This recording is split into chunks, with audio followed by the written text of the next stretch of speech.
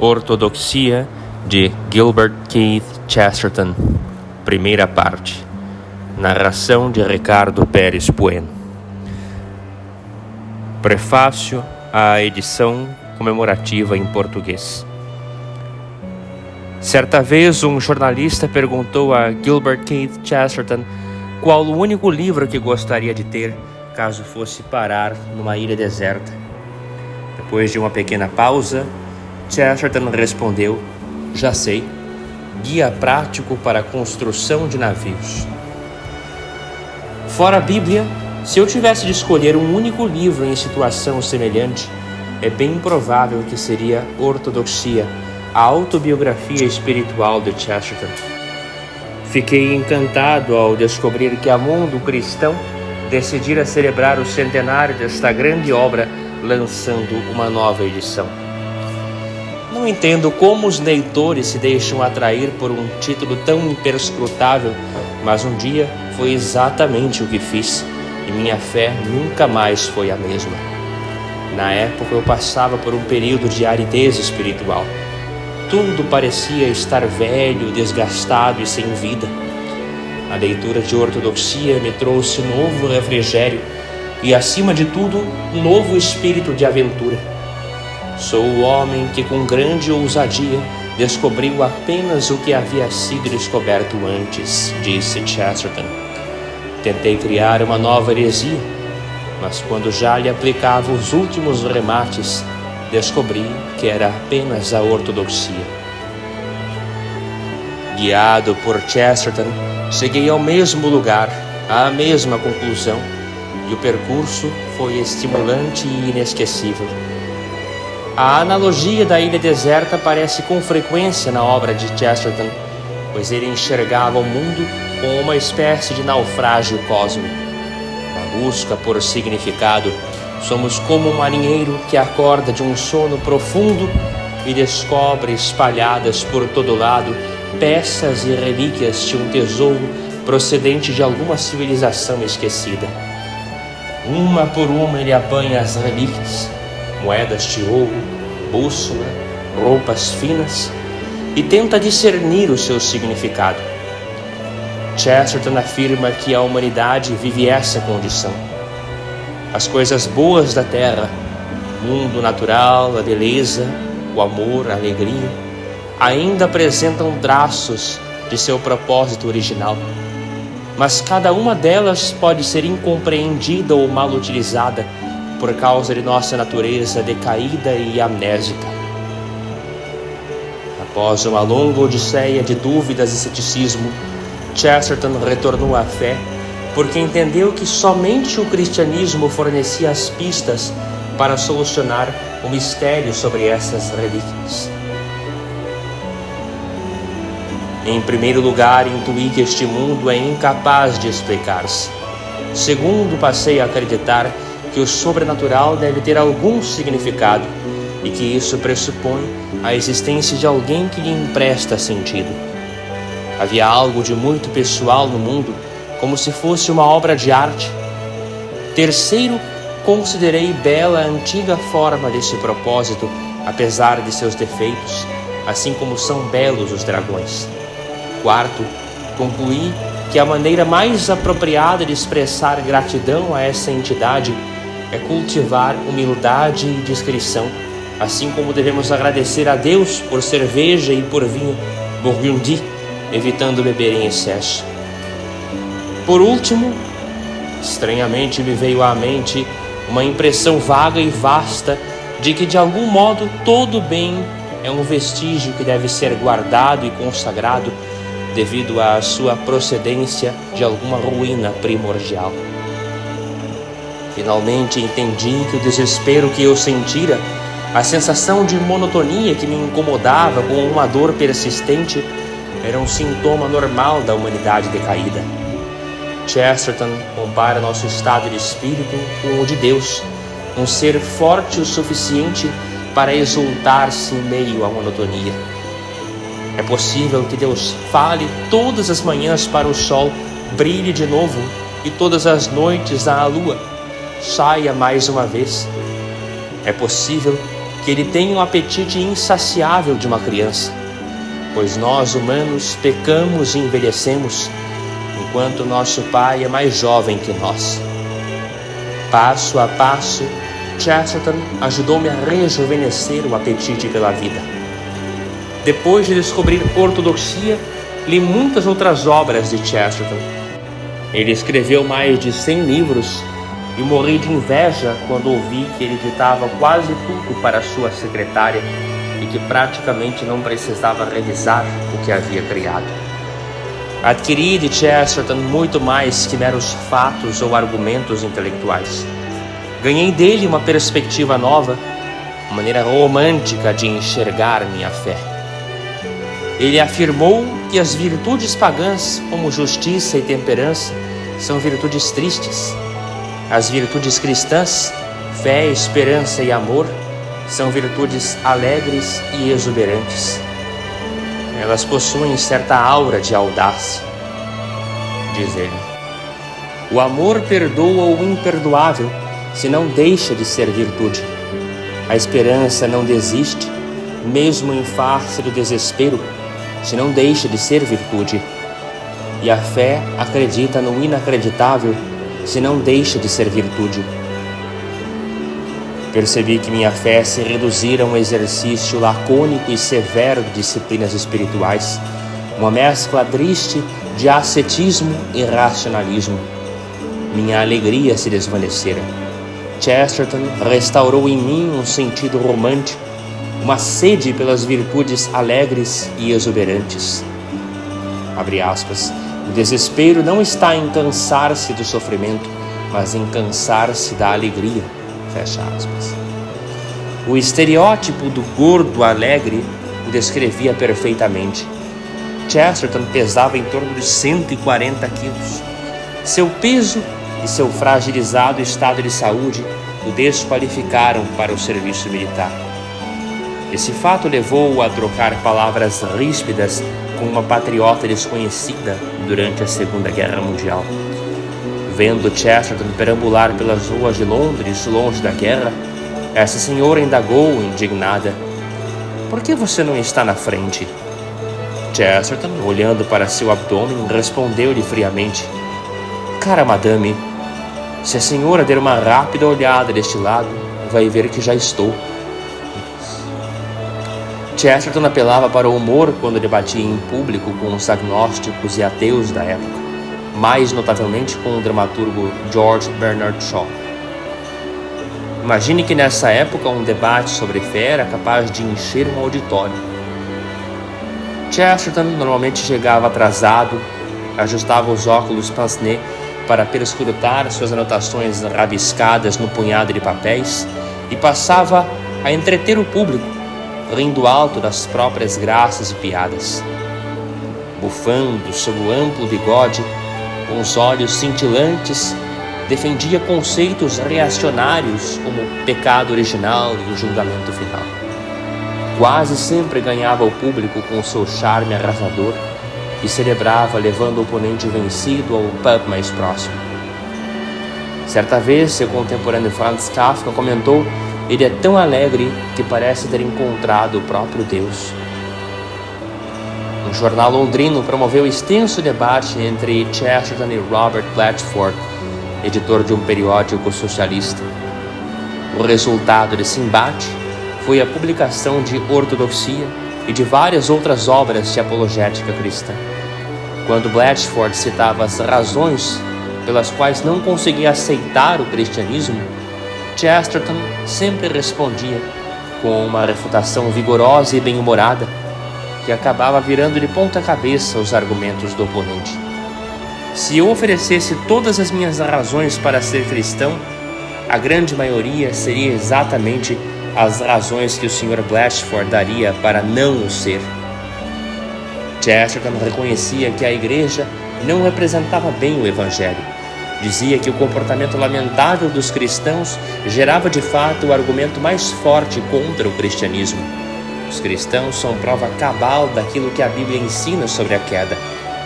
Certa vez, o jornal London Times pediu a alguns escritores que respondessem à pergunta: o que há de errado com o mundo?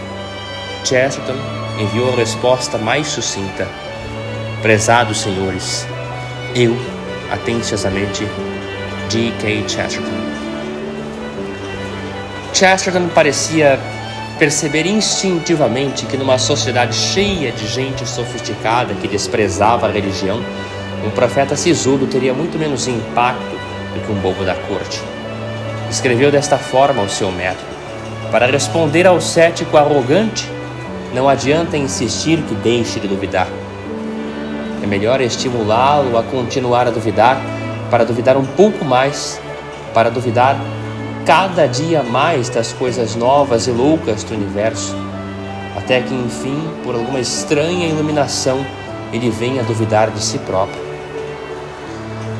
Acredito que carecemos de um novo Chesterton. Num lugar como os Estados Unidos, precisamos de seu humor, de sua hilaridade, de sua humildade, para trazer certo equilíbrio à igreja cristã, que se leva muito a sério e que hoje funciona como uma grande corporação. Num lugar como o Brasil, precisamos de sua sabedoria ao tratar dos excessos da igreja e de sua genialidade para enfrentar aqueles que enxergam a religião como inimiga. Quando viajo, pergunto às vezes às pessoas o que lhe vem à mente quando ouve a palavra cristão.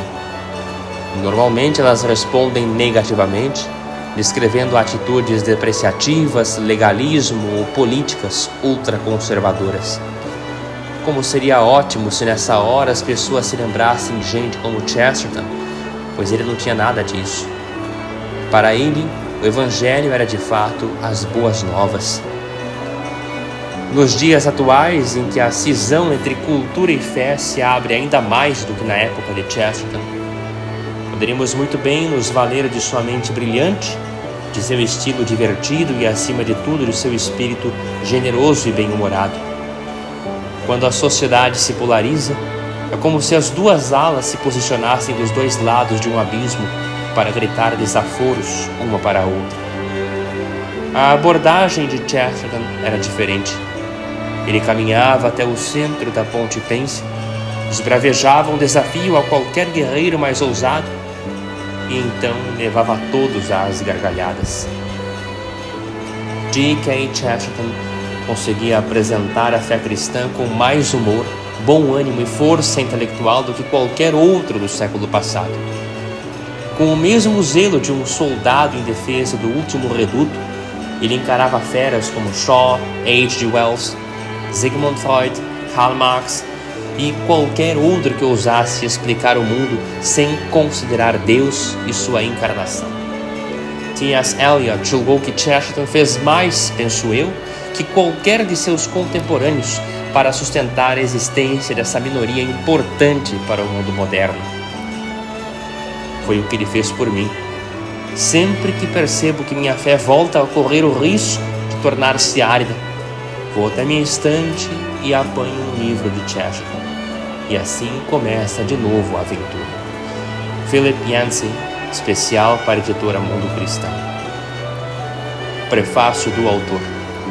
Este livro foi escrito para ser lido como complemento a Heretics, Hereges, e mostrar o lado positivo além do negativo. Muitos críticos se queixaram daquele livro, dizendo que ele simplesmente criticava as filosofias correntes, sem oferecer nenhuma filosofia alternativa. Este livro é uma tentativa de responder a esse desafio.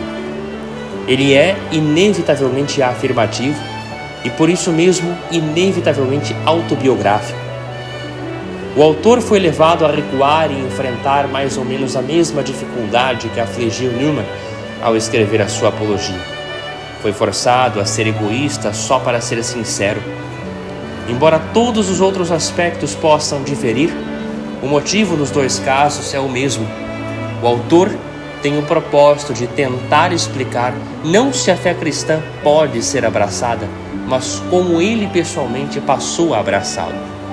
Este livro, portanto, está organizado com base no princípio positivo de um enigma e sua solução. Trata primeiro de todas as solitárias e sinceras especulações pessoais do autor e depois do dramático estilo em que elas são de súbito respondidas a contento pela teologia cristã. O autor vê isso como algo que leva a um credo convincente, mas se não chegar a tanto, trata-se no mínimo de uma repetida e surpreendente coincidência. Gilbert Keith Chesterton. Introdução em defesa de tudo o mais. A única desculpa possível para este livro é que se trata de uma resposta a um desafio. Mesmo um mau disparo tem sua dignidade quando se aceita um duelo. Quando há algum tempo publiquei uma série de artigos escritos às pressas, porém honestos, sob o título de Heretics, vários críticos cuja inteligência tem meu sincero respeito, menção especial pode ser feita ao Sr. G.S. Street, disseram que não viam problema algum no fato de eu dizer a todos que afirmassem a sua teoria cósmica, mas que eu cuidadosamente me havia furtado a sustentar os meus preceitos com exemplos.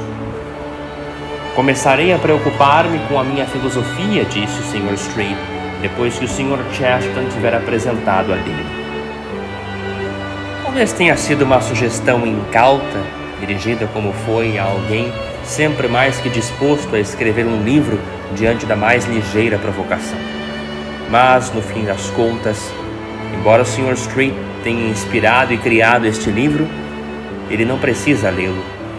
Se de fato o ler, descobrirá que em suas páginas eu tentei, de forma vaga e pessoal, num conjunto de quadros mentais, mais do que numa série de deduções, expor a filosofia em que passei a acreditar. Não a chamarei de minha filosofia, uma vez que não a criei. Deus e a humanidade a criaram, e ela me criou. Muitas vezes alimentei a fantasia de escrever um romance sobre um navegador inglês que cometeu um pequeno erro ao calcular sua rota e descobriu a Inglaterra, tendo a impressão de estar numa nova ilha dos mares do sul. Sempre me vejo, porém, com ocupações ou preguiça demais para escrever essa bela obra. Portanto, é melhor que eu o ofereça com o objetivo de apresentar uma ilustração filosófica. Provavelmente a impressão geral será de que o homem que desembarcou, armado até os dentes e falando por sinais, para fincar a bandeira britânica naquele templo bárbaro, que no fim das contas era o pavilhão de Brighton, sentiu-se um perfeito idiota. Não estou aqui preocupado em negar que ele parecia idiota, mas se você imagina que ele se sentiu idiota, ou que em todo caso a sensação de tolice era sua emoção única ou dominante, então você não estudou com a delicadeza exigida a rica natureza romântica do herói dessa história. Seu erro foi de fato um erro altamente invejável, e ele sabia disso, se é que era o homem que eu imaginei. O que poderia ser mais prazeroso do que provar em poucos minutos todos os fascinantes terrores de ir para o exterior, combinados com toda a confortável segurança de voltar novamente para casa? O que poderia haver de melhor do que ter toda a emoção de descobrir a África do Sul sem a repugnante necessidade de lá desembarcar? O que poderia ser mais maravilhoso do que preparar-se para descobrir a Nova Gales do Sul e depois perceber com uma efusão de lágrimas que era apenas a velha Gales do Sul? Esse, pelo menos, me parece ser o principal problema dos filósofos e, de certo modo, é o principal problema deste livro. Como podemos imaginar ficarmos ao mesmo tempo assombrados com o mundo e mesmo assim nele nos sentirmos em casa? Como pode esta estranha cidade cósmica, com seus cidadãos de muitas pernas, suas monstruosas e antigas lâmpadas, como pode este mundo provocar em nós ao mesmo tempo o fascínio de uma cidade estranha e o conforto e a honra de ser a nossa cidade? Mostrar que uma crença, uma filosofia verdadeira de todos os pontos de vista seria uma tarefa demasiado grande, mesmo para um livro muito maior do que este. É necessário seguir uma linha de raciocínio e esta é a linha que me proponho seguir aqui. Quero apresentar a minha crença como uma resposta específica a essa dupla necessidade espiritual, a necessidade da mistura do conhecido com o desconhecido, que a cristandade corretamente chamou de romance. Pois até mesmo a palavra romance tem em si o mistério e o antigo significado de Roma. Quem quer que se disponha a discutir o que quer que seja, deveria sempre começar dizendo o que não está em discussão. Além de declarar o que se quer provar, é preciso declarar o que não se quer provar. O que eu não me proponho provar, o que proponho que se tome como terreno comum entre mim e o leitor médio, é essa atração de uma vida ativa e imaginativa, pitoresca e cheia de curiosidade poética, uma vida como a que em todo caso o homem ocidental sempre parece ter desejado. Se um homem diz que a extinção é melhor do que a existência, ou que uma vida insossa é melhor que a variedade e a aventura, então esse homem não é uma das pessoas comuns com quem estou falando. Se alguém prefere o nada, nada lhe posso dar. Mas quase todas as pessoas que conheço nesta sociedade ocidental, no seio da qual vivo, concordam com a proposição geral de que precisamos dessa vida de romance prático. A combinação de alguma coisa que é estranha com alguma coisa que é segura. Precisamos ver o mundo de tal modo que nele se combine uma ideia de deslumbramento com uma ideia de acolhimento. Precisamos sentir-nos felizes nessa terra deslumbrante, sem nunca nos sentir meramente confortáveis. É essa a realização do meu credo que vou principalmente perseguir nestas páginas. Mas tem uma razão peculiar para aludir ao navegador que descobriu a Inglaterra. Aquele navegador sou eu. Eu descobri a Inglaterra. Não consigo imaginar como este livro pode conseguir não ser egoísta. E para dizer a verdade, não consigo absolutamente imaginar como ele pode conseguir não ser chato. A chatice, todavia, me livra da acusação que mais lamento, a acusação de ser superficial. Mera sofisticação superficial é o que desprezo acima de tudo, e talvez seja um fato salutar que é disso que geralmente sou acusado.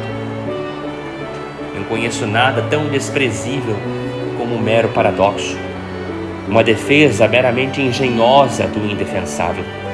Se fosse verdade, como se afirmou, que o Sr.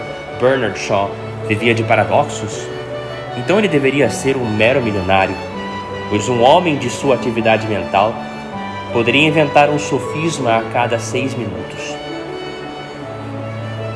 E tão fácil como mentir, pois é mentir. A verdade é, naturalmente, que o Sr. Shaw enfrenta o cruel estorvo de não conseguir dizer uma mentira se não pensar que é uma verdade. Percebo que estou sob a mesma intolerável escravidão. Nunca em minha vida eu disse coisa alguma simplesmente por pensar que era engraçado. Embora naturalmente eu tenha alimentado a vanglória humana e possa ter considerado algo engraçado por tê-lo dito, uma coisa é descrever uma entrevista com uma górgona ou um grifo, uma criatura que não existe. Outra coisa é descobrir que o rinoceronte existe e depois sentir prazer pelo fato de que ele parece um animal que não existe. A gente procura a verdade, mas pode acontecer que a gente procure instintivamente as verdades mais extraordinárias. E apresento este livro com os mais sinceros sentimentos a todos os bons sujeitos que odeiam o que escrevo e o consideram com muita justiça, segundo tudo que eu sei, como um exemplo de uma cena burlesca inferior ou uma brincadeira cansativa. Pois se este livro é uma brincadeira, ele é uma brincadeira contra mim mesmo. Eu sou o homem que, com a máxima ousadia, descobriu o que já fora descoberto antes. Se nas páginas que seguem há um elemento de farsa, a farsa é às minhas custas, pois este livro explica como eu fantasiei que era o primeiro a pôr os pés em Brighton e depois descobri que era o último. Ele relata as minhas obtusas aventuras em busca do óbvio. Ninguém pode considerar o meu caso mais ridículo do que eu mesmo considero. Nenhum leitor pode aqui acusar-me de tentar fazê-lo de bobo. Bobo desta história sou eu, e nenhum rebelde pode roubar-me o trono. Confesso francamente todas as ambições idiotas do fim do século XIX. Como todos os outros menininhos pomposos, tentei colocar-me à frente de meu tempo. E descobri que estava 1800 anos atrás. Forcei minha voz com um penoso exagero juvenil ao proferir minhas verdades e fui punido da maneira mais adequada e engraçada, pois mantive as verdades. Mas descobri, não que não eram verdades, mas simplesmente que não eram minhas. Quando imaginei que estava sozinho, encontrei-me de fato na ridícula posição de receber o apoio de toda a cristandade. Deus me perdoe, mas talvez eu tenha tentado ser original. Mas só consegui inventar por minha própria iniciativa uma cópia inferior das tradições existentes da religião civilizada. O navegador pensou ser o primeiro a descobrir a Inglaterra. Eu julguei ser o primeiro a descobrir a Europa. Tentei fundar uma heresia só minha, e quando lhe dei o último acabamento, descobri que era a ortodoxia. Talvez alguém se divirta com o relato deste feliz fiasco. Talvez um amigo ou inimigo se divirta ao ler como eu gradativamente aprendi da verdade de alguma lenda perdida, da falsidade de alguma filosofia dominante, verdades que eu poderia ter aprendido do meu catecismo se o tivesse estudado. Pode haver ou não algum entretenimento na leitura de como finalmente descobri num clube anarquista o templo babilônico, o que poderia ter descoberto na paróquia mais próxima. Se alguém se diverte aprendendo como as flores do campo ou as palavras escritas num ônibus, os acidentes de políticos ou os sofrimentos da juventude se juntaram numa certa ordem para produzir um certo convencimento de ortodoxia cristã, essa pessoa pode muito bem ler este livro. Mas há em tudo uma sensata divisão de trabalho. Eu escrevi o livro e nada neste mundo me induziria a lê-lo. Acrescento uma nota meramente pedante que aparece, como uma nota naturalmente deveria aparecer no início do livro. Estes ensaios pretendem apenas discutir o fato real de que a teologia cristã central, suficientemente resumida no Credo dos Apóstolos, é a melhor raiz de energia e ética sólida. Eles não pretendem discutir a questão muito fascinante, mas totalmente outra, de qual é o atual cetro de autoridade para a proclamação desse credo. Quando a palavra ortodoxia é usada aqui, ela significa o credo dos apóstolos, como era entendido por todos os que se chamavam cristãos até pouco tempo atrás, e a conduta histórica daqueles que adotavam esse credo.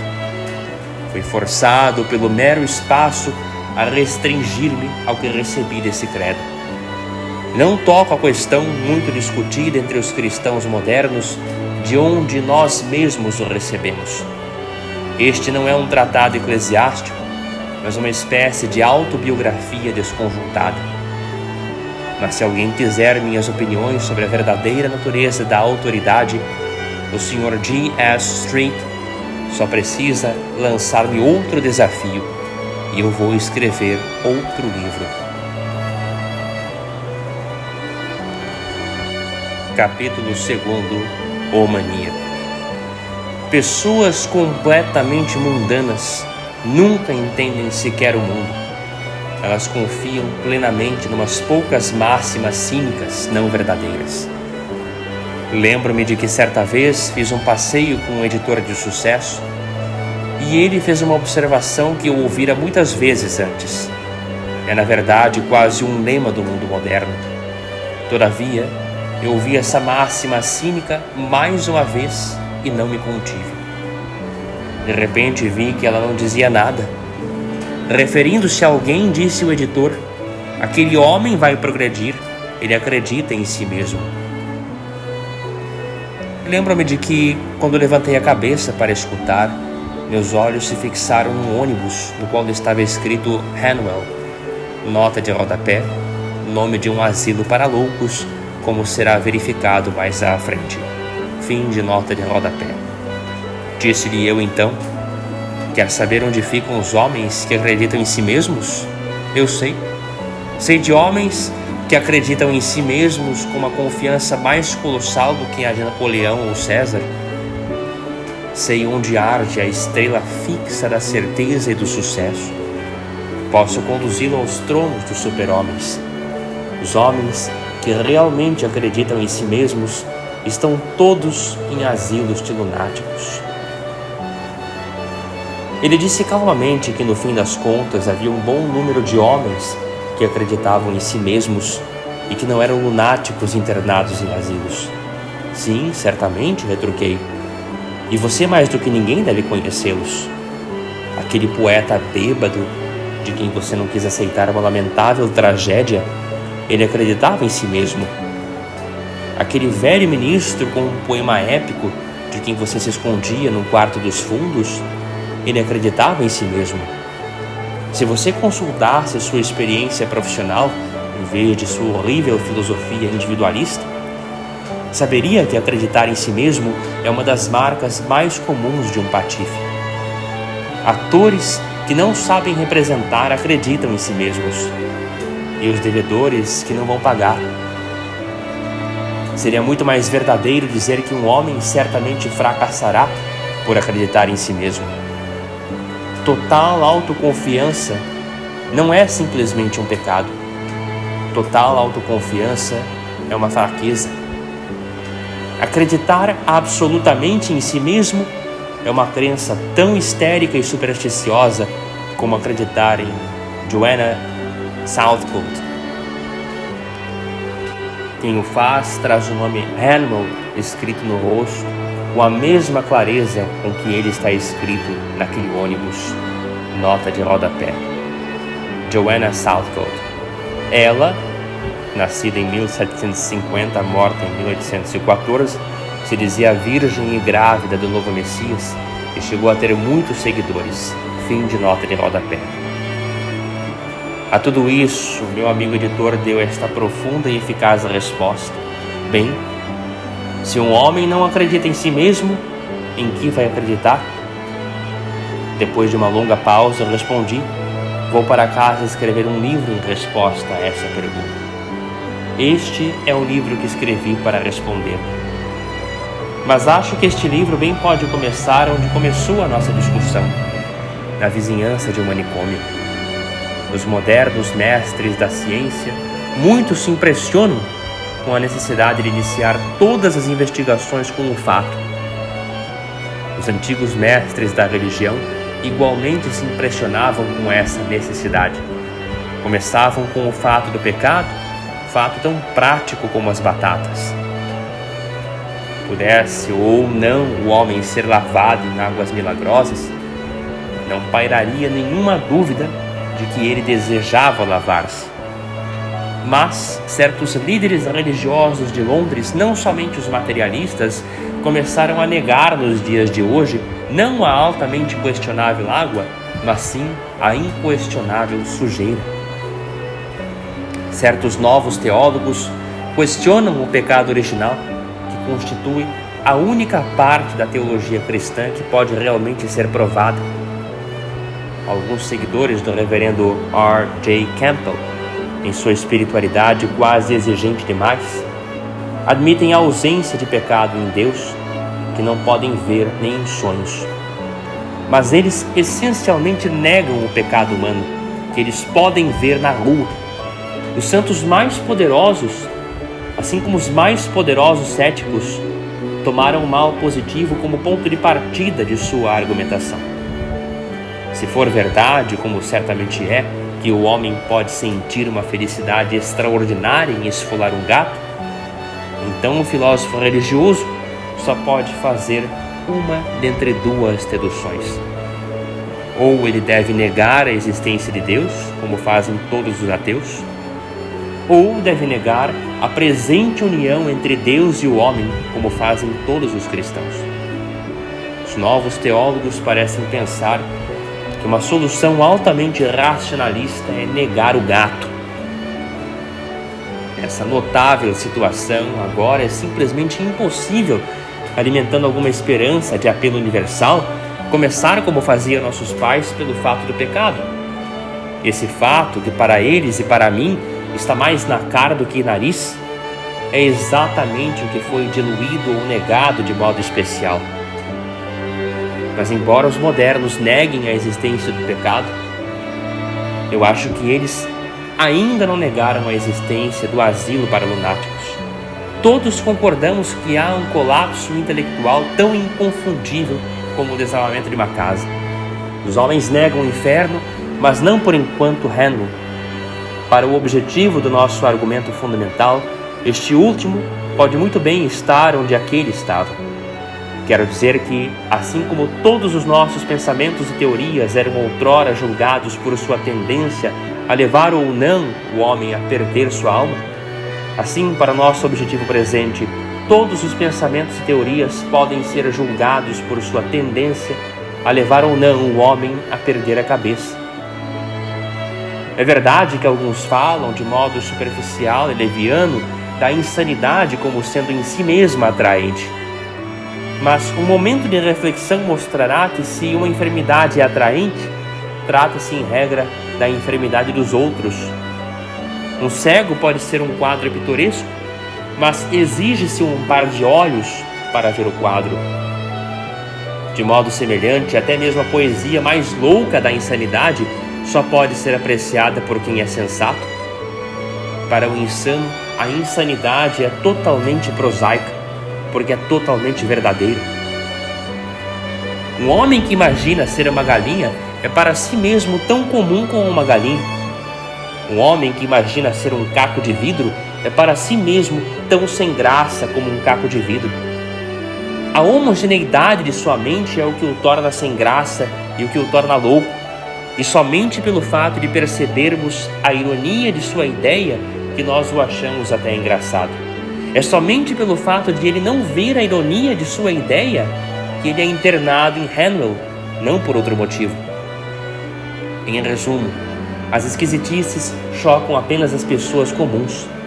E por isso que as pessoas comuns têm uma vida muito mais instigante, enquanto as pessoas esquisitas sempre estão queixando-se da chatice da vida. E por isso também que os novos romances desaparecem tão rapidamente, ao passo que os velhos contos de fada duram para sempre. Os velhos contos de fada fazem do herói um ser humano normal. Suas aventuras é que são surpreendentes. Elas o surpreendem porque ele é normal. Mas no romance psicológico moderno, o herói é anormal. O centro não é central. Consequentemente, as mais loucas aventuras não conseguem afetá-lo de forma adequada. E o livro é monótono. Pode-se criar uma história a partir de um herói entre dragões, mas não a partir de um dragão entre dragões. O conto de fadas discute o que o homem sensato fará no mundo de loucura.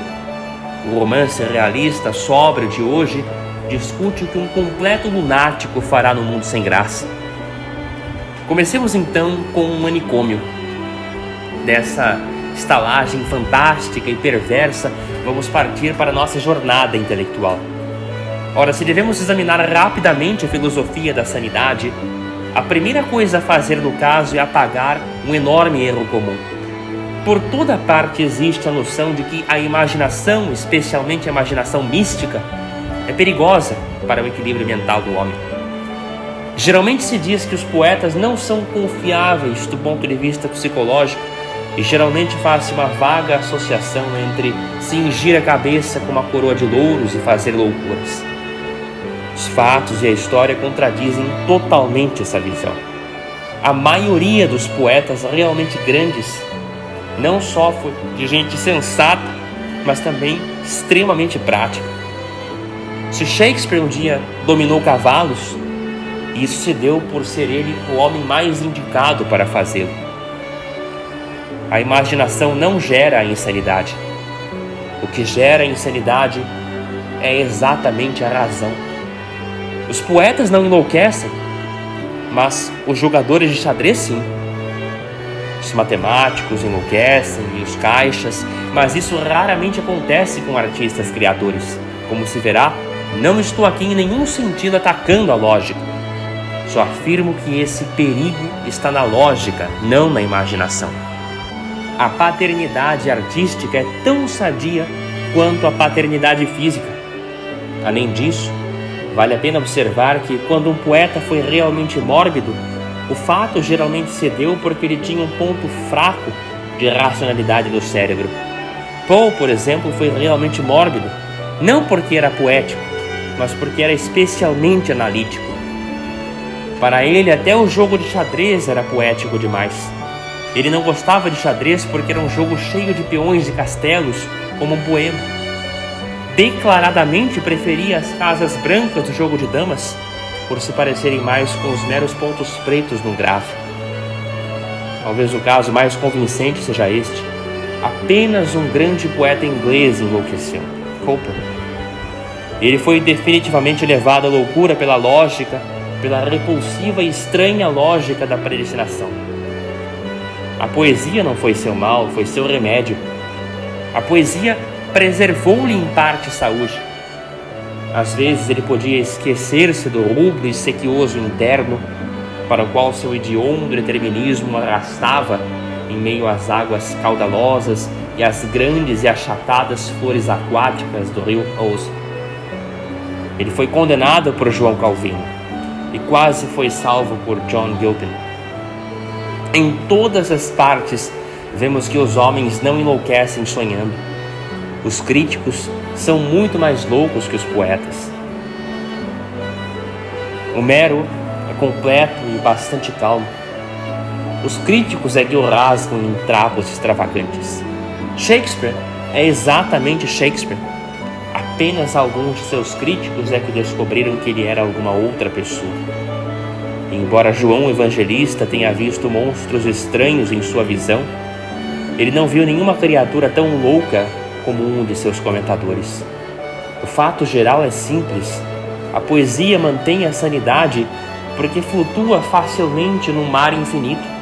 A razão procura atravessar o mar infinito e assim torná-lo finito. O resultado é a exaustão mental, como a exaustão física do Sr. Holbein. Aceitar tudo é um exercício, entender tudo é uma tensão. O poeta apenas deseja a exaltação e a expansão, um mundo em que ele possa expandir-se. O poeta apenas pede para pôr a cabeça nos céus. O lógico é que procura pôr os céus dentro de sua cabeça, e é a cabeça que se estilhaça. É uma questão menor, mas não irrelevante, o fato de esse contundente erro ser, em geral, sustentado por outro contundente erro de citação. Todos ouvimos citação do famoso verso de Dryden: o grande gênio é da loucura aliado íntimo. Nota de rodapé: Great genius is to madness near ally. Fim de nota de rodapé. Mas Dryden não disse que o grande gênio era aliado íntimo da loucura. O próprio Dryden era um grande gênio, tinha uma noção mais exata.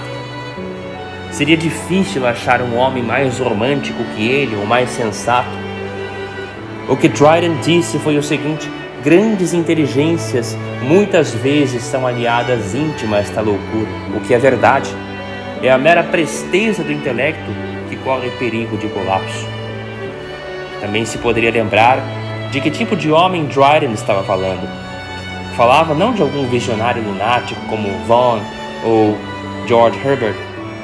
Falava de um homem cínico do mundo, um cético, um diplomata, um grande político pragmático. Um homem assim é de fato um íntimo aliado da loucura. Os incessantes cálculos de sua mente e da mente de outras pessoas são uma ocupação perigosa. É sempre perigoso para a mente investigar muito outramente. Uma pessoa irreverente perguntou-me por que dizemos em inglês as mad as a hatter, louco como um chapeleiro. Alguém ainda mais irreverente poderia responder que um chapeleiro é louco porque ele tem de medir a cabeça humana. E se os grandes argumentadores muitas vezes são maníacos, é igualmente verdade que os maníacos são em geral grandes argumentadores. Quando me envolvi numa polêmica com Clarion sobre a questão do livre-arbítrio, aquele competente escritor, o Sr. R.B. Sutters, disse que o livre-arbítrio era uma demência, porque implicava ações sem causa e as ações de um lunático seriam sem causa. Não me debruço aqui sobre o desastroso lapso de lógica determinista. Obviamente, se alguma ação, mesmo a de um lunático, pode ser sem causa, o determinismo está acabado. Se a cadeia da causação pode ser quebrada em benefício de um lunático, ela pode ser quebrada em benefício de um homem comum. Mas meu propósito é sublinhar algo mais prático. Seria natural, talvez, que um socialista marxista moderno nada soubesse sobre o livre-arbítrio. Mas seria certamente notável que um socialista marxista moderno nada soubesse sobre lunáticos. O Sr. Sutters evidentemente não sabe nada sobre lunáticos. A última coisa que se pode dizer de um lunático é que suas ações são sem causa. Se algum ato humano qualquer pode, grosso modo, ser chamado sem causa, trata-se de um ato menor de um homem sensato. Assobiar andando por aí, golpear o capim com uma bengala, bater os calcanhares no chão ou esfregar as mãos. O homem feliz é que faz coisas inúteis. O homem doente não dispõe de força suficiente para ficar sem fazer nada. São exatamente essas ações despreocupadas e sem causa que o louco jamais saberia entender. Pois o louco, como determinista, em geral, vê causa demais em tudo. O louco veria um significado de conspiração nessas atividades vazias. Ele pensaria que o golpe no capim era um ataque contra a propriedade privada. Pensaria que as batidas dos calcanhares eram um sinal para um cúmplice. Se o louco pudesse, por exemplo, ficar despreocupado, ele ficaria são. Todos os que tiveram a infelicidade de conversar com gente à beira ou no meio da desordem mental sabem que a qualidade mais sinistra dessa gente é uma clareza enorme de detalhes. A conexão de uma coisa a outra num mapa mais elaborado que um labirinto.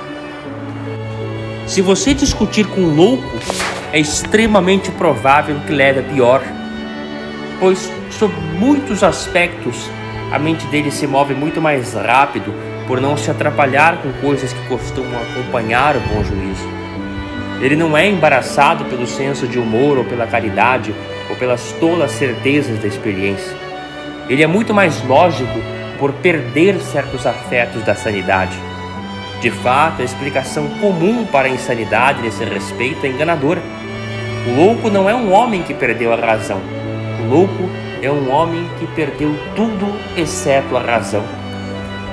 A explicação oferecida por um louco é sempre exaustiva e muitas vezes, num sentido puramente racional, é satisfatória. Ou, para falar com mais rigor, a explicação insana, se não for conclusiva, é pelo menos incontestável. E o que se pode observar, especialmente nos 2 ou 3 tipos mais comuns de loucura. Se um homem disser, por exemplo, que os homens estão conspirando contra ele, você não pode discutir esse ponto a não ser dizendo que todos os homens negam que são conspiradores, o que é exatamente o que os conspiradores fariam. A explicação dele dá conta dos fatos tanto quanto a sua. Ou se o homem disser que ele é de direito o rei da Inglaterra, não é uma resposta completa dizer que as autoridades existentes o chamam de louco, pois se ele fosse o rei da Inglaterra, essa poderia ser a maneira mais sábia de agir para as autoridades existentes. Ou se o homem disser que ele é Jesus Cristo, não é uma resposta a dizer de que o mundo nega a sua divindade, pois o mundo negou a de Cristo. Apesar de tudo, ele está errado. Mas se tentarmos descrever seu erro em termos exatos, não acharemos a tarefa tão fácil como havíamos imaginado. Talvez a maneira de nos aproximarmos ao máximo dessa descrição é dizer o seguinte: que a mente dele se move num círculo perfeito, porém reduzido. Um círculo pequeno é exatamente tão infinito quanto um círculo grande. Mas embora seja exatamente tão infinito, não é tão grande. Da mesma forma, a explicação insana é exatamente tão completa como a do sensato, mas não tão abrangente. Uma bala é exatamente tão redonda como o mundo, mas não é o mundo. Existe o que chamamos de universalidade reduzida. Existe o que chamamos de eternidade pequena e restrita. Você pode vê-lo em muitas religiões modernas. Agora, falando como quem vê a realidade inteiramente de fora e de modo empírico, podemos dizer que a marca da loucura mais forte e inconfundível é a combinação entre a completude lógica e a concentração espiritual. A teoria do lunático explica muitas coisas, mas não as explica de um modo amplo. Quero dizer que se você ou eu estivesse lidando com uma mente no processo de tornar-se mórbida, nossa principal preocupação não deveria ser oferecer-lhe argumentos, mas sim ar. Convencê-la de que existe algo mais limpo e mais arejado, fora do sufoco de um único argumento. Suponhamos, por exemplo, que se tratasse do primeiro caso que tomei como típico. Suponhamos que fosse o caso de um homem acusando a todos de conspiração contra ele. Se pudéssemos expressar nossos mais profundos sentimentos de protesto e apelo contra essa obsessão, suponho que deveríamos dizer algo assim: certo, admito que você tem seus argumentos e os sabe de cor, e que muitas coisas se encaixam em outras coisas, como diz você.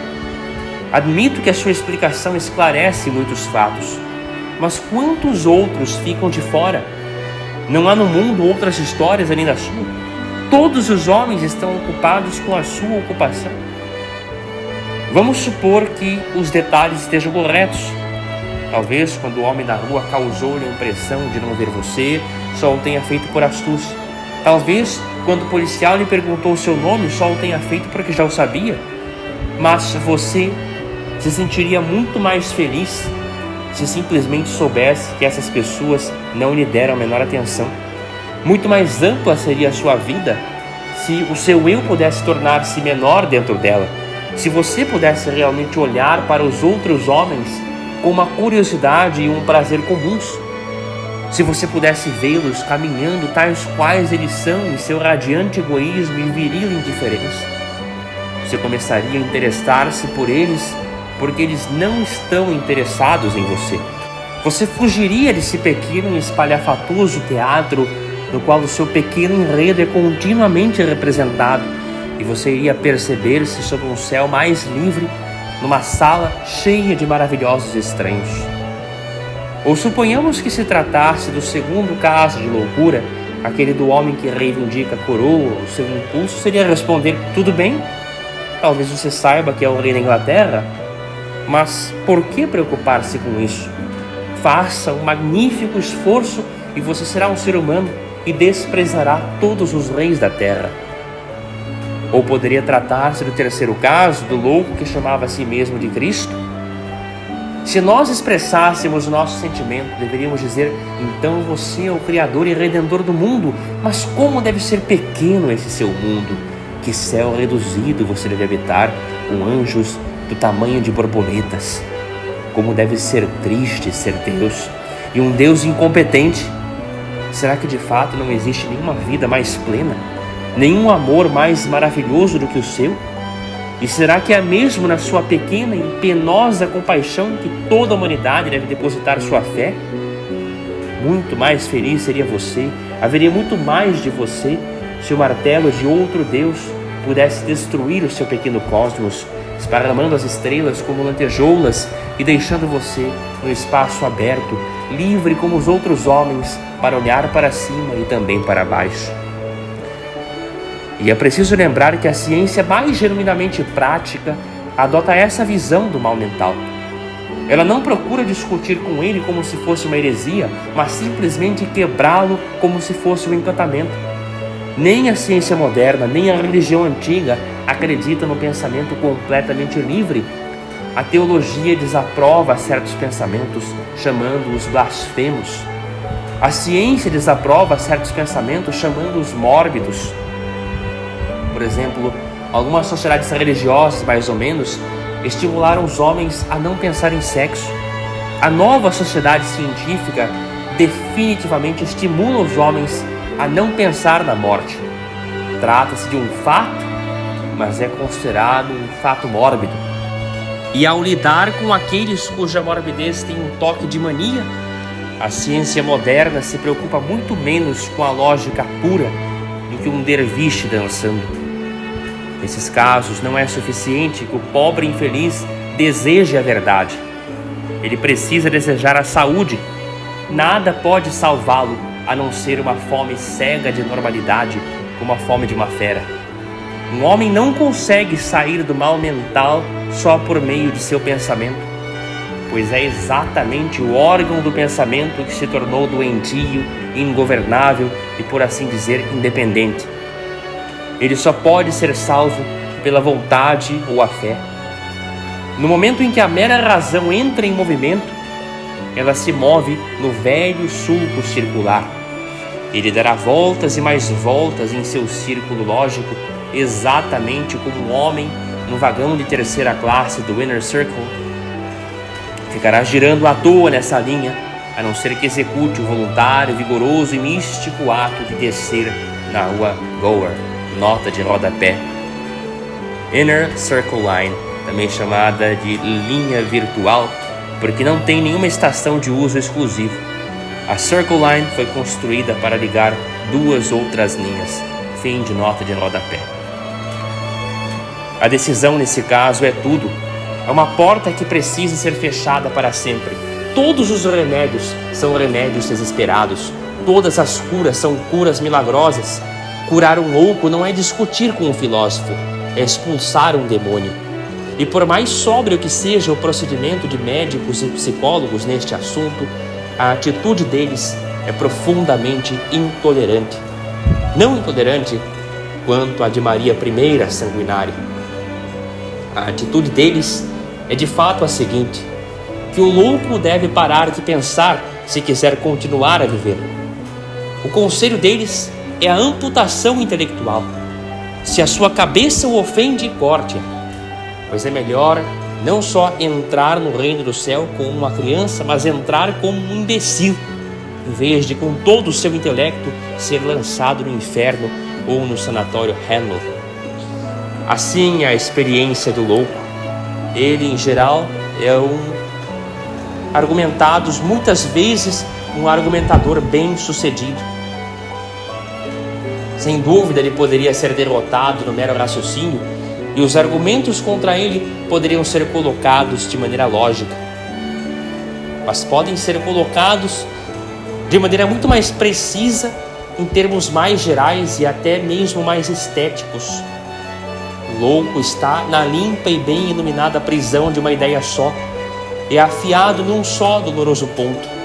Está desprovido da sadia hesitação e sadia complexidade.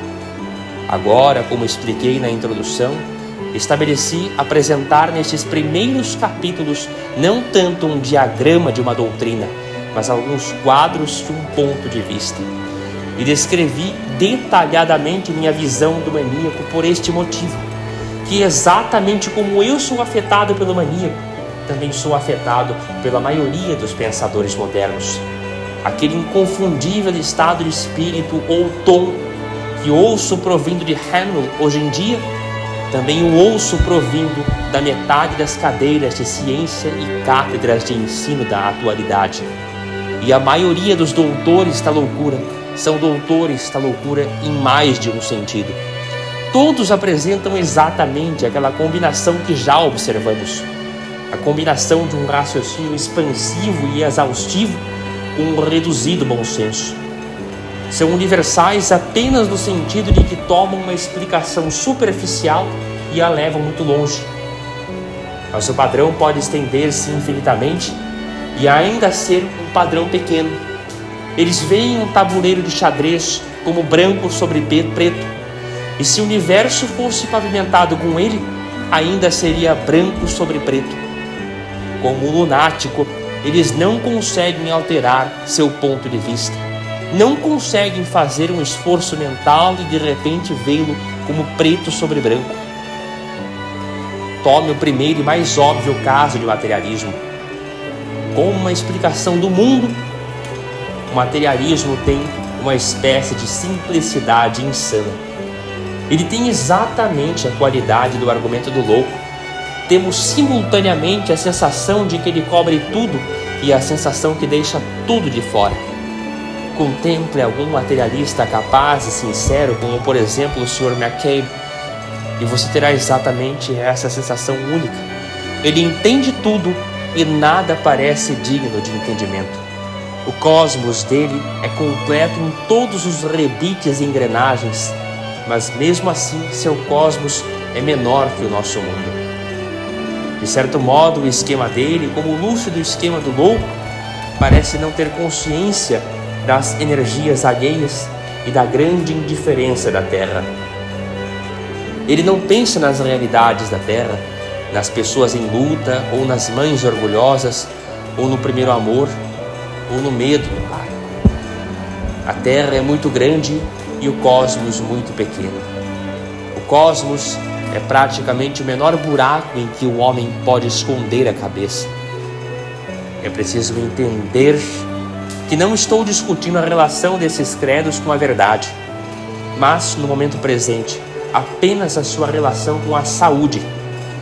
Mais adiante na discussão, espero atacar a questão da verdade objetiva. Aqui falo apenas de um fenômeno de psicologia. Não tento, neste momento, provar a Haeckel que o materialismo é falso, como também não tentei provar ao homem que se julgava a Cristo que ele padecia as consequências de um erro. Aqui simplesmente comento o fato de os dois casos terem a mesma espécie de completude e a mesma espécie de incompletude. Pode-se explicar a detenção de um homem em Hanwell por um público indiferente, dizendo que é a calcificação de um Deus do qual o mundo não é digno. A explicação realmente explica. Da mesma forma pode-se explicar a ordem do universo, dizendo que todas as coisas, mesmo as almas dos homens, são folhas desabrochando de modo inevitável numa árvore absolutamente inconsciente, o destino cego da matéria. A explicação realmente explica, embora não naturalmente de uma forma tão completa como a do louco. Mas o ponto principal aqui é que a mente humana normal não se opõe às duas explicações, mas sente em relação a ambas a mesma objeção. Sua formulação aproximada é que se o homem em Hanwell for o Deus real, esse Deus não é grande coisa. E de modo semelhante, se o cosmos do materialista for o cosmos real, esse cosmos não é grande coisa. A realidade se encolheu. A divindade é menos divina que muitos homens. E segundo Haeckel, a vida no seu todo é algo muito mais cinza, estreito e trivial do que muitos de seus aspectos. As partes parecem maiores que o todo. De fato, devemos lembrar que, seja verdadeira ou não, a filosofia materialista é com certeza mais limitante do que qualquer religião. No sentido, naturalmente, todas as ideias inteligentes são estreitas. Não podem ser mais amplas do que elas mesmas. Um cristão só é limitado no mesmo sentido em que um ateu é limitado. Ele não pode pensar que o cristianismo é falso e continuar sendo cristão. E o ateu não pode considerar que o ateísmo é falso e continuar sendo ateu. Mas na prática, há um sentido muito especial em que o materialismo tem mais restrições que o espiritualismo. O Sr. McCabe acha que sou escravo porque não me é permitido acreditar no determinismo.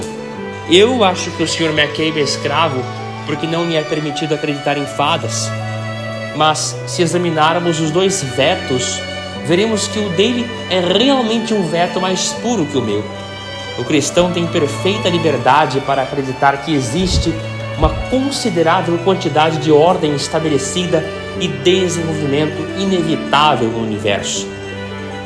Mas ao materialista não é permitido admitir em sua imaculada máquina a menor mancha de espiritualismo ou milagre. Ao coitado do Sr. Mackay não é permitido reter nem sequer o menor diabrete, embora este possa estar escondido em algum jardim. Os cristãos admitem que o universo é complexo e até misturado, exatamente da mesma forma que um homem sadio sabe que é complexo. O homem sadio sabe que nele há um vestígio da fera, um vestígio do demônio, um vestígio do santo, um vestígio do cidadão. Mais que isso, o homem realmente sadio sabe que nele há um vestígio do louco. Mas o mundo no materialista é totalmente simples e sólido, exatamente como o louco tem plena certeza de que ele é sadio. O materialista tem certeza de que a história tem sido simples e unicamente uma cadeia de causação, exatamente como uma pessoa interessante mencionada acima tem plena certeza de que é simples e unicamente uma galinha. Os materialistas e os loucos nunca têm dúvidas. As doutrinas espirituais, na verdade, não limitam a mente como fazem as negações materialistas. Mesmo acreditando na imortalidade, eu não preciso pensar nela. Mas se a desacredito, nela não devo pensar. No primeiro caso, a estrada está aberta e posso ir adiante, até onde quiser. No segundo caso, a estrada está fechada. Mas o argumento é ainda mais forte e o paralelo com a loucura é ainda mais estranho. Pois o nosso argumento contra a teoria lógica e exaustiva do lunático foi que, certa ou errada, ela aos poucos destruía sua humanidade. Agora, a acusação contra as principais deduções do materialista é que, certas ou erradas, elas aos poucos destroem a sua humanidade. Não estou referindo-me apenas à bondade, estou referindo-me à esperança, coragem, poesia, iniciativa, tudo o que é humano. Por exemplo, quando o materialismo leva os homens a um fatalismo completo, como em geral acontece, é totalmente inútil fingir que ele, em algum sentido, é uma força libertadora. É absurdo dizer que se está promovendo especialmente a liberdade quando só se usa o livre pensar para destruir o livre-arbítrio. Os deterministas vieram para amarrar, não para soltar. Podem muito bem chamar sua lei de corrente de causação. É a pior corrente que já prendeu o ser humano. Se você quiser, pode usar a linguagem da liberdade para falar do ensinamento materialista, mas é óbvio que essa linguagem é exatamente tão inaplicável a esse ensinamento como um todo quanto é para falar de um homem trancafiado num hospício. Você pode dizer, se quiser, que o homem é livre para considerar-se um ovo cozido, mas com certeza um fato muito mais sólido e importante é que, se ele for um ovo cozido, não está livre para comer, beber, dormir, caminhar ou fumar um cigarro. De modo semelhante, você pode dizer, se quiser, que o corajoso especulador determinista é livre para não acreditar na realidade da vontade. Mas um fato muito mais sólido e importante é que ele não está livre para levantar da cama, xingar, agradecer, justificar, instar, punir, resistir a tentações, incitar multidões, tomar resoluções de ano novo, perdoar pecadores, censurar tiranos ou até mesmo dizer obrigado pela mostarda. Antes de passar para outro assunto, permito-me observar que existe uma estranha falácia afirmando que o fatalismo materialista, de certo modo, favorece a misericórdia, a abolição de castigos cruéis ou de qualquer espécie. O chocante é que isso é o oposto da verdade. É perfeitamente defensável dizer que a doutrina da necessidade não estabelece diferença alguma, que ela deixa o espancador espancar e o bom amigo aconselhar como antes. Mas é óbvio que, se ela tiver de interromper uma dessas duas atividades, o aconselhamento é que é interrompido. O fato de que os pecados são inevitáveis não impede o castigo. Se impede alguma coisa, impede a persuasão. É provável que o determinismo leve à crueldade, como certamente levará à covardia. O determinismo não é incompatível com um tratamento cruel dispensado aos criminosos. É talvez inconsistente com um tratamento generoso, com qualquer apelo a seus melhores sentimentos ou qualquer encorajamento em sua luta moral. O determinista não acredita em apelos à vontade, mas acredita na mudança de ambiente. Ele não deve dizer ao pecador: vai, não peque mais, porque o pecador não pode evitar o pecado. Mas ele pode mergulhar o pecador em óleo fervente, pois esse óleo é um ambiente. Portanto, considerado como uma figura, o materialista tem o fantástico perfil da figura de um louco. Os dois assumem uma posição simultaneamente incontestável e intolerável. É óbvio que tudo isso não é verdade apenas em relação ao materialista. Mesmo se aplica ao outro extremo da lógica especulativa. Há um cético muito mais terrível do que aquele que acredita que tudo começou na matéria. É possível identificar o cético que acredita que tudo começou nele mesmo. Ele não duvida da existência de anjos e demônios, mas da existência de homens e vacas. Para ele, seus próprios amigos são uma mitologia criada por ele mesmo. Ele criou seu próprio pai e sua própria mãe. Essa fantasia horrível tem em si algo incontestavelmente atrativo para o egoísmo um tanto místico de nossa época. O editor, que pensava que os homens progrediriam se acreditassem em si mesmos, aqueles seguidores do super-homem que estão sempre tentando encontrá-lo no espelho, aqueles escritores que falam em registrar sua personalidade em vez de criar vida para o mundo, apenas alguns centímetros separam toda essa gente desse terrível vazio. Depois, quando este bondoso mundo que nos cerca tiver sido denegrido com uma mentira, quando amigos desaparecerem transformados em fantasmas e os fundamentos do mundo falharem, depois, quando o homem, não acreditando mais em nada e em ninguém, estiver sozinho em seu pesadelo, então um grande lema individualista será escrito sobre ele em vingadora ironia. As estrelas serão apenas pontos na escuridão de seu cérebro. O rosto de sua mãe será apenas o esboço de seu próprio pincel insano nas paredes de sua cela. Mas sobre sua cela estará escrito com assustadora verdade: ele acredita em si mesmo. Tudo o que nos interessa aqui, porém, é observar que esse pensamento extremo, totalmente egoísta, exibe o mesmo paradoxo que exibe outro extremo do materialismo. É igualmente completo em teoria e igualmente mutilado na prática. Em nome da simplicidade, é mais fácil afirmar essa ideia dizendo que o homem pode acreditar que está sempre num sonho. Ora, obviamente não pode haver nenhuma prova positiva de que ele não está num sonho, pela simples razão de que não se pode apresentar nenhuma prova que não se pudesse igualmente apresentar num sonho.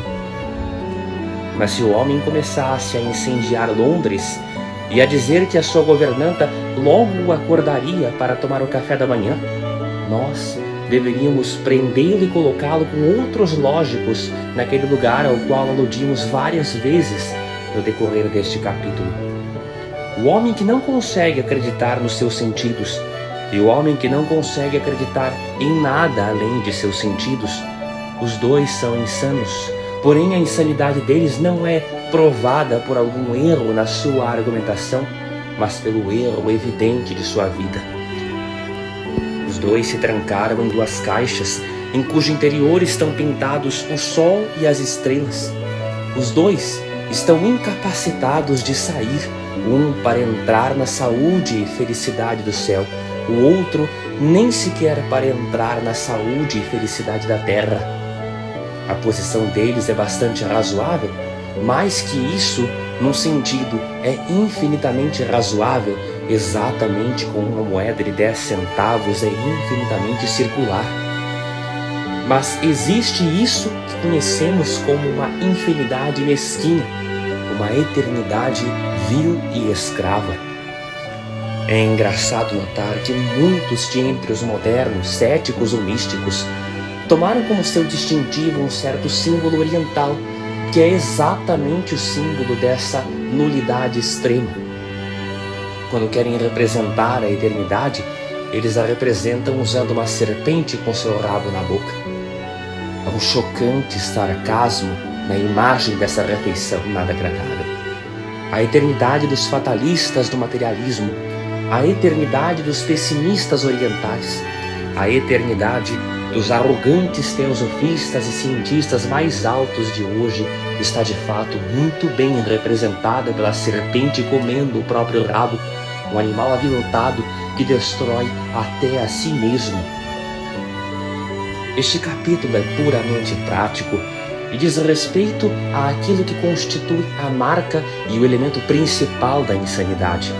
Podemos dizer, em resumo, que a razão usada sem raízes, a razão do vazio. O homem que começa a pensar sem os apropriados primeiros princípios fica louco, começa a pensar do lado errado. Nas páginas restantes deste livro, devemos tentar descobrir qual é o lado certo. Mas se isso é o que leva os homens à loucura, podemos perguntar, para concluir, o que é que os mantém sadios. No final do livro, espero dar uma resposta definitiva, que alguns vão achar definitiva demais. Mas por enquanto é possível, da mesma maneira unicamente prática, dar uma resposta geral sobre o que na história da humanidade concreta mantém a sanidade humana. Enquanto se tem um mistério, se tem saúde. Quando se destrói o mistério, se cria a morbidez. O homem comum sempre foi sadio, porque o homem comum sempre foi um místico. Ele aceitou a penumbra. Ele sempre teve um pé na terra e outro num país encantado. Ele sempre se manteve livre para duvidar de seus deuses. Mas, ao contrário do agnóstico de hoje, livre também para acreditar neles. Ele sempre cuidou mais da verdade do que da coerência. Se via duas verdades que pareciam contradizer-se, ele tomava as duas juntamente com a contradição. Sua visão espiritual é estereoscópica, como a visão física. Ele vê duas imagens simultâneas diferentes e, contudo, enxerga muito melhor por isso mesmo. Assim, ele sempre acreditou que existia isso que se chama de destino, mas também isso que se chama de livre-arbítrio. Assim, ele acreditava que as crianças eram de fato o reino do céu, mas apesar disso, deviam obedecer ao reino da terra. Ele admirava a juventude por ela ser jovem e a velhice por não o ser. E exatamente esse equilíbrio de aparentes contradições que tem sido a causa de toda a vivacidade do homem sadio. Todo o segredo do misticismo é este, que o homem pode compreender tudo com a ajuda daquilo que não compreende. O lógico mórbido procura tornar tudo lúcido e consegue tornar tudo misterioso. O místico permite que uma coisa seja mística e todo o resto se torna lúcido. O determinista torna a teoria da causação totalmente clara e depois descobre que não pode dizer por favor à empregada. O cristão permite que o livre-arbítrio continue sendo um mistério sagrado, mas por causa disso, sua relação com a empregada assume uma claridade cintilante e cristalina. Ele coloca a semente do dogma numa escuridão central, mas o dogma se ramifica em todas as direções com abundante saúde natural. Sendo que tomamos o círculo como o símbolo da razão e da loucura, podemos muito bem tomar a cruz como símbolo ao mesmo tempo do mistério e da saúde. O budismo é centrípeto, mas o cristianismo é centrífugo. Ele se propaga, pois o círculo é perfeito e infinito em sua natureza, mas é fixo para sempre em seu tamanho. Ele nunca pode ser maior ou menor. Mas a cruz embora tendo no seu centro uma colisão e contradição, pode estender seus 4 braços eternamente sem alterar sua forma. Por ter um paradoxo no seu centro, ela pode crescer sem mudar. O círculo retorna sobre si mesmo e está encarcerado. A cruz abre seus braços aos 4 ventos. É o poste de sinalização dos viajantes livres. Somente os símbolos têm valor, embora obnubilado quando se fala dessa questão profunda. E outro símbolo da natureza física expressa bastante bem o lugar real do misticismo perante a humanidade.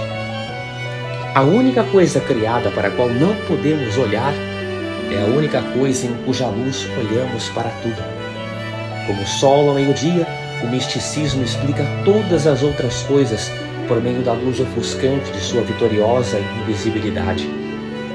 O intelectualismo independente é, no sentido exato da frase popular, só brilho de lua, pois é luz sem calor e é luz secundária, refletida por um mundo morto.